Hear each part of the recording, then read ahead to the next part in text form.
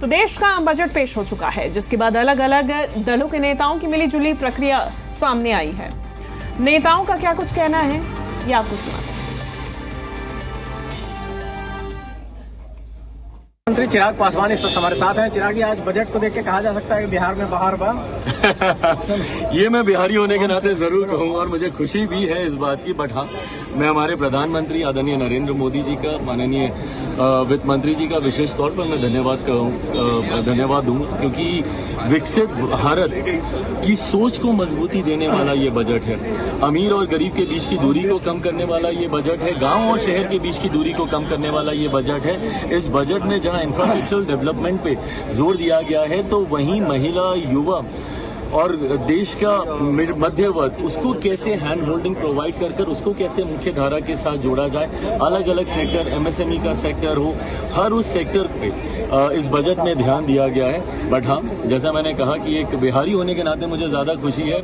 एक विकसित बिहार बनाने की सोच के साथ हम लोग आगे बढ़ रहे हैं, उसको मजबूती देने वाला ये बजट है, जहाँ पे अलग अलग क्षेत्रों में एयरपोर्ट एक्सपेंशन का बात हो, ग्रीनफील्ड एयरपोर्ट की बात हो, या IIT में जिस तरीके से एक्सपेंशन का जिक्र किया गया। कोसी में अभी हम लोगों ने देखा किस तरीके से आपदा आई, मैं खुद भी उस वक्त वहां पर गया हुआ था। उस समस्या के समाधान का भी इसमें जिक्र किया गया। तो साथ ही में मेरे मंत्रालय, जो पुनः मेरे लिए बहुत खुशी की बात है, निफ्टम की मांग हम लोग लंबे समय से हम लोग कर रहे थे। मात्र देश में अभी तक 2 ही निफ्टम थे और इसकी मांग रही है छात्रों के द्वारा भी। अब तीसरा निफ्टम बिहार में खुलने जा रहा है। इस बात की भी मुझे खुशी है कि जो विभाग मेरे पास है, उस विभाग का अगला निफ्टम मेरे ही गृह राज्य में खुलेगा। और साथ ही मखाना, जो कि पुनः मेरे मंत्रालय के अंतर्गत आता है, मखाना बिहार में सबसे ज्यादा उत्पादन उसका होता है। ऐसे में उसको लेकर एक बोर्ड के गठन का जिक्र किया गया। तो मुझे लगता है कि ओवरऑल ये कंप्लीट बजट है। मैं बिहारी होने के नाते धन्यवाद दूंगा, मंत्री होने के नाते धन्यवाद दूंगा, देशवासियों की तरफ से भी, जिस तरीके से टैक्स स्लैब में बदलाव किए गए हैं ताकि हर व्यक्ति के हाथ में ज्यादा कमाई बचे। इस सोच को मजबूती देने कहा जा रहा है कि दिल्ली में चुनाव है इसलिए इनकम टैक्स में बड़ा रिलीफ है, बिहार में चुनाव इस साल हो रहा है, बिहार के लिए घोषणा की गई। इसीलिए मैं विपक्ष में बोलता हूँ, हम लोग वन नेशन वन इलेक्शन क्यों ला रहे हैं, ताकि आप लोग इस मुद्दे को वंस एंड फॉर ऑल आप खत्म कर देना। हर राज्य में जब बजट आएगा, किसी न किसी राज्य में कहीं ना कहीं चुनाव हो ही रहा होता है, और हर बार विपक्ष यही आरोप लगाता है कि इस राज्य में चुनाव है, इसलिए इस राज्य में। तो आप सपोर्ट कर दीजिए ना वन नेशन वन इलेक्शन को, आप सपोर्ट कर दीजिए। ये बहस for once and for all ये खत्म हो जाए। Ravi Tripathi, Zee media, Delhi.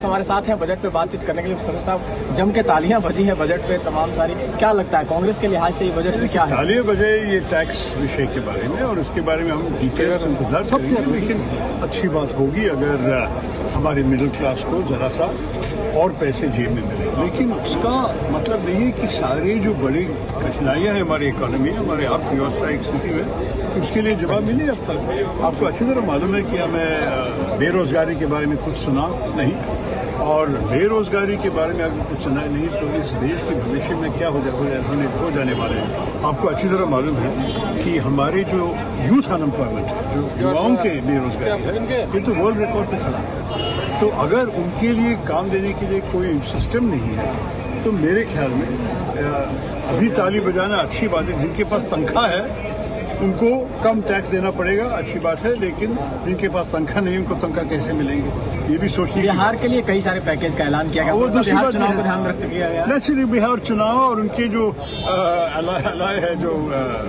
उनके साथ सरकार में अभी है, इसलिए वो कर रहे हैं। तो अभी वन नेशन वन इलेक्शन की पार्टी, लग रहा है कि अगर हर साल पे अलग अलग प्रदेश में इलेक्शन हो तो शायद उनके लिए टैक्स के लिए भी अच्छा होगा, उनको भी ज्यादा पैसे देंगे सरकार। बहुत धन्यवाद। जी मीडिया, दिल्ली।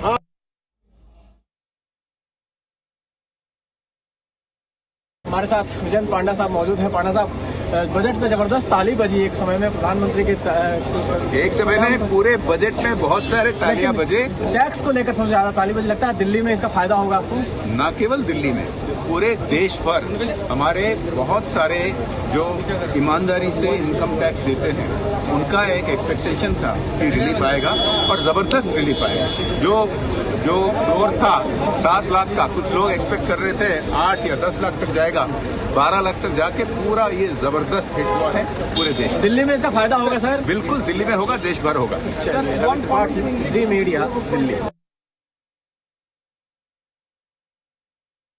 बीजेपी सांसद विवेक ठाकुर। विवेक जी, बिहार के लिए जिस तरह से इसमें ऐलान हुआ है, आप क्या कहेंगे? बजट ये आम बजट अपोजिशन कर रही है कि बिहार का बजट? देखिए, अपोजिशन को कहने दीजिए, कुछ उनको समझ ही में नहीं आया। जिस तरह से ये मिडिल क्लास के लिए जो ये बजट हुआ है, ये तो ना भविष्य बजट हुआ। आप टैक्स एग्जेम्पशन देख लीजिए, आज सीधे 12 लाख पर चला गया है टैक्स एग्जेम्पशन मध्यम समाज का। और इसकी संवेदनशीलता को प्रधानमंत्री ने समझा कि उस पर समाज का बोझ कितना है उसमें। और बिहार की बात वो बोलते हैं, बिहार को आज तक मिलता क्या था बजट में? एक ट्रेन मिलती थी, उसी पे पूरे बिहार वाले खुश होते। एक ट्रेन मिलती थी। क्या बिहार को बस इसी लायक था? पहली बार प्रधानमंत्री ने जो संकल्प अपना लिया है विकसित भारत का, और वो बड़ा स्पष्ट है कि पूर्वोदय जब तक नहीं होगा ये सिद्ध हो ही नहीं सकता है। उस दिशा में जो पिछले बजट से हम जो देख रहे हैं, जो उनकी परिकल्पना का स्वरूप है, उसी का एक अच्छी झांकी इस बार के बजट में मिली है। और निश्चित बिहार क्या होता था, इतना फर्टाइल जंगल वहाँ का भूमि, लेकिन उत्तर बिहार जो है बाढ़ में ग्रसित था। पिछले बार जो कोसी के लिए जो बराज और डैम की जो घोषणा हुई, इस बार दक्षिण कोसी के 50 लाख किसानों के लिए जो कैनाल सिस्टम की घोषणा हुई।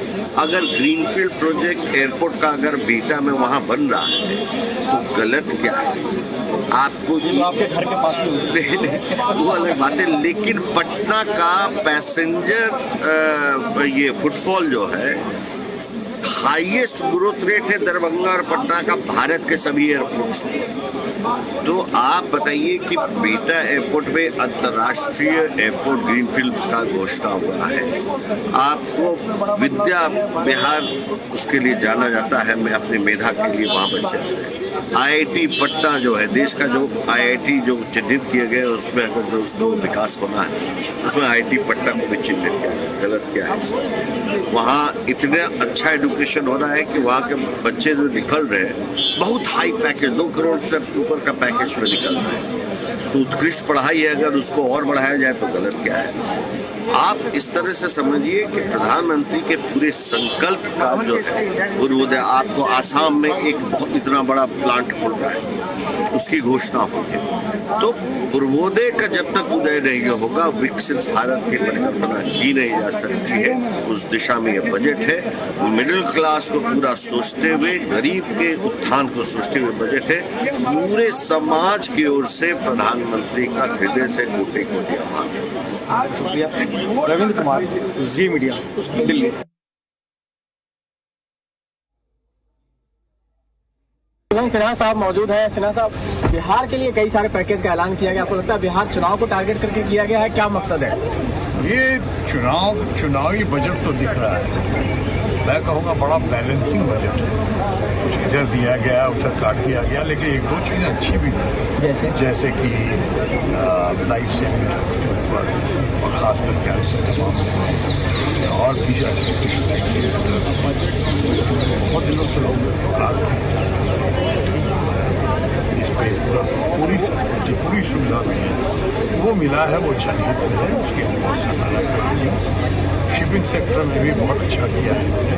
टनेज टैक्स की जिसकी शुरुआत हमने करवाई थी जब मैं शिपिंग मिनिस्टर था, उसको इंडियन वाटरवेज की डेवलपमेंट की, या भारतमाला प्रोजेक्ट जो आज चल रहा है, सागरमाला प्रोजेक्ट हमने करवाया था, जिसका अटल बिहारी वाजपेयी फादर फिगर है, प्राइम भूतपूर्व प्रधानमंत्री उन्होंने लाल किले से घोषणा भी की थी।